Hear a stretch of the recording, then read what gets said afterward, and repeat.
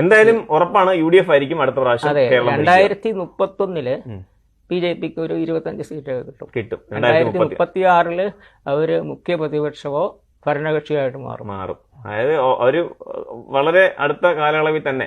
പിന്നീട് ഇവര് കോൺഗ്രസിനും BJPക്കും ഓൾട്ടർനേറ്റ് ആയിട്ട് ഭരണം കിട്ടാനുള്ള സാധ്യത. LDF ഇല്ലാതെയാകും. LDF കുറേശ്ശെ ഇല്ലാതായിക്കൊണ്ടിരിക്കും. ബംഗാളിലെ പോലെ പെട്ടെന്ന് ഇല്ലാതാവത്തില്ല. ബംഗാളിൽ ഒരു ഇലക്ഷൻ കൊണ്ട് ഇല്ലാതായി. ഇപ്പൊ അവർക്ക് ഒരു MP ഇല്ല, ഒരു MLA ഇല്ല. അങ്ങനെ MLA ഇല്ലാതാകണമെങ്കിൽ ഒരു 15 കൊല്ലമൊക്കെ പിടിക്കും. 15 കൊല്ലം കഴിയുമ്പോൾ MLA ഇല്ലാതാകും. ചില പേരിന് ചിലപ്പോൾ കാണും. ഇപ്പോ RSPക്ക് ഒരു വല്ലാത്ത പ്രവചനമാണ് നടത്തിയത്.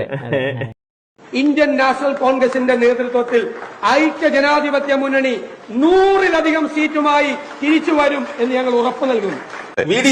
ഞാൻ പറയട്ടെ, ഞാനൊരു ചെറിയ കാര്യം പറഞ്ഞു. VD സതീശൻ ഇപ്പോഴും പറയുന്നതാണ്. ഞാൻ പറഞ്ഞത് അതാണ്. ഞാൻ എന്ത് പറയണമെന്ന് എനിക്കറിയില്ല. 100 സീറ്റ് കൊണ്ട് വരുമെന്നാണ് VD സതീശൻ ഇപ്പോഴും പറയുന്നത്. എന്ന് പറഞ്ഞാൽ നമ്മൾ കേട്ടാൽ നമുക്ക് തോന്നുന്നത് എന്താണെന്നറിയാം, 100 സീറ്റ് പറവൂരിയാരുടെ വീട്ടിൽ